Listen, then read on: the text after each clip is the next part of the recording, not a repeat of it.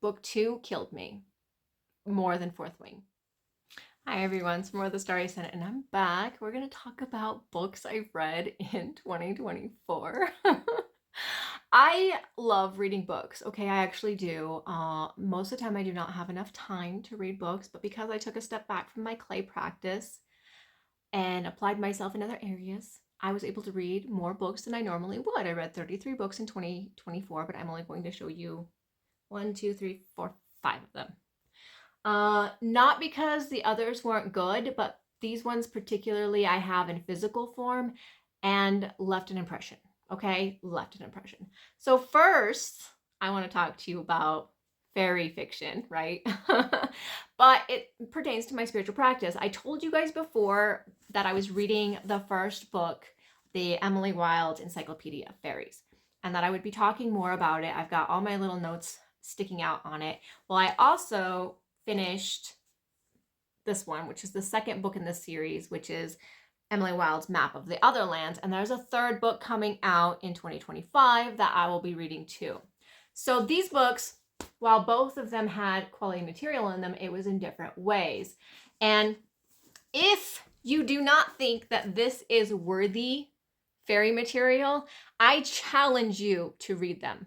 Okay, I challenge you to read them because while they may not be academic books, okay, they are, literary fiction type stuff, but not even necessarily literary, but they're very much fiction based. And but I feel like fairies were her muse. And if you read these books, you will absolutely know what I'm talking about if you are involved with the fae at all. This just feels, there's so much fae energy going on in these books. It's unreal. Like it just blew me away. Okay, it absolutely blew me away. There's a lot of folklore that she adds to these books that aren't necessarily in other folklore like books, like other stuff that I have up here, fairy tales and stuff.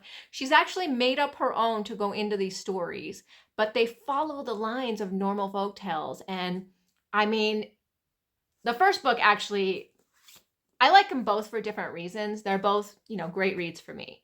I got through them really quickly. So this one was great for actual fairy related, like what kind of fairies, what to do with fairies and stuff like that. But of course, it's the Encyclopedia of Fairy, where Emily is going through and writing her encyclopedia. And this one isn't about that. This one's about the land the fairies live in, the doors, the realms. Okay, so it has a much different feel to it, which is probably why I didn't like label as much. But the concepts in this book were brilliant. Okay, absolutely freaking brilliant. All right, so what I'm going to do is I'm just going to show you a handful of things that are in this book. I'll talk about a handful of things that are in this book. Like one of the things I just opened up to says, the folk are not bound by time in the way that we mortals are. Okay, she's using material that we typically know, right?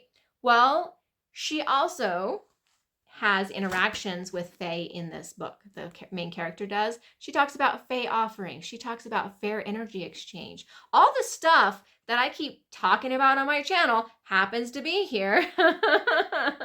And it's really interesting to see it put in terms of like a character writing in a journal form, as if they're an actual academic that have seen fairies, interacted with fairies and everything, and is creating this encyclopedia back in 1909 that nobody's ever seen before.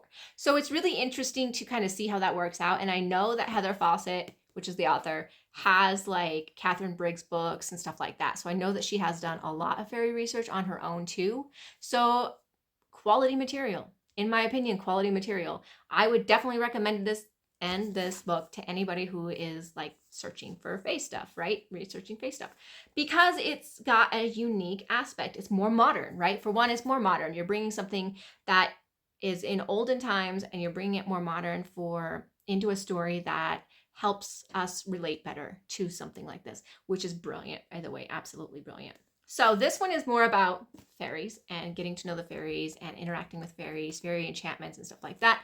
This one's about lands, right? Like I said, this one involves more about fairy doors and how fairy doors can be connected, and talks about going in and out of the actual realms and being pulled in and out of those realms, and how Fae trick you into different things, and how that trickery actually plays out in good or bad ways depending on how you have things. So let's see, what do I have that I could share with you? She has these little footnotes in here. Okay, like this right here.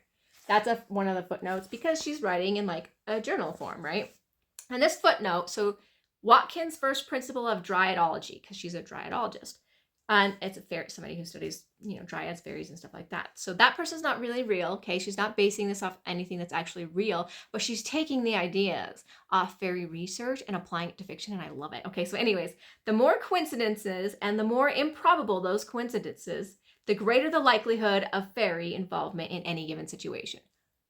Yeah, totally. But there's lots of concepts in this book that just, I was like, oh my God, why didn't I think of that? Right? Why didn't I think of that? So yes, these books are a yes, and I droned on about them because it's fairy material, and that's what I do here on my channel. So the next books that are coming, one of them is fairy related, kind of. It's fairy realm based, but that's about it. Okay, the first one is not. Okay, it's strictly kind of like a darker romance. Some people have probably seen this. And this says a lot about me if you've already read this book. So we're just not going to go there. However, it is a 5-star read. If you do not like smut, do not read this. There was a lot in here that I enjoyed, and I did not even realize I would enjoy it. I was terrified to read this book, but I am absolutely glad I did because the author actually writes really well. And the smut is very smutty. Let's just say that. Okay, and then my all-time favorite book in the Court series by Sarah J. Maas is book number 2, which is A Court of Mist and Fury. Now, I have read the entire series this year. I originally wasn't going to because I'm not a young adult reader. I don't generally read young adult anything. But this progressively becomes young adults by book 2. Book 1, I was like, red flag, red flag, red flag. Book 2, I'm like, yes. This is the kind of man that you should have in your life, right? So it was really interesting. I would die on this hill for this book. Okay, this is the best book in the series. Absolutely top notch.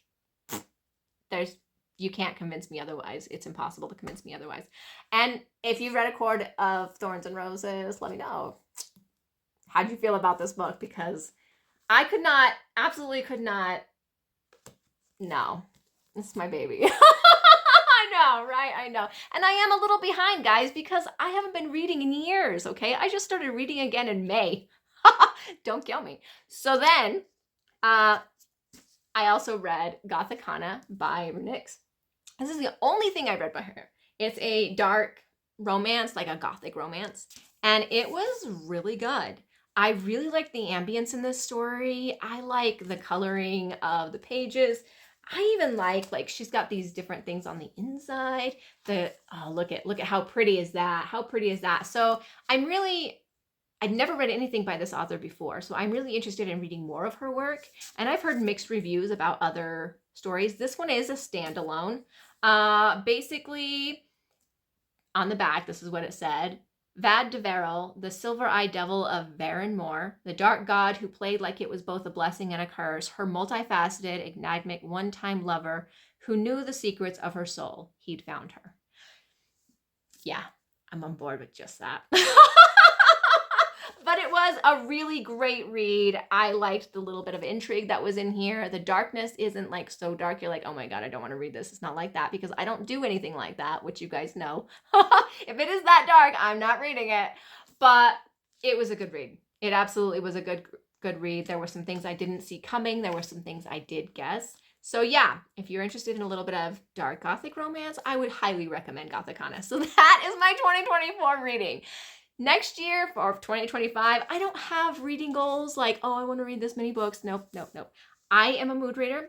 I will just read as I go, and I'm really excited to have more time to read.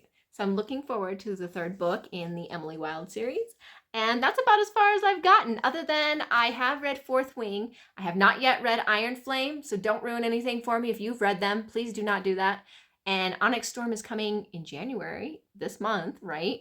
And so I'm excited to get that. So once I have Onyx Storm, then I'll probably read them all the way through. I'll reread Fourth Wing again. Fourth Wing made me bawl like a freaking baby. Okay, I bawled. And if you really want a story that will make you cry, Kate Stewart's Ravenhood series. Book 2 killed me more than Fourth Wing. Gutted me, like absolutely gutted me. So if you're interested in gutting yourself, read Kate Stewart's Ravenhood series because, oh man. I mean, she's a good writer too. I don't have the physical books, which is why I didn't put them on here. So anyways, I can actually talk a lot about books because I am a book person, which I don't show on my channel very much. So yeah, what have you guys been reading? Have you read any of these books? Let me know down in the comments. And I look forward to chatting with you. I hope you guys have a very great day.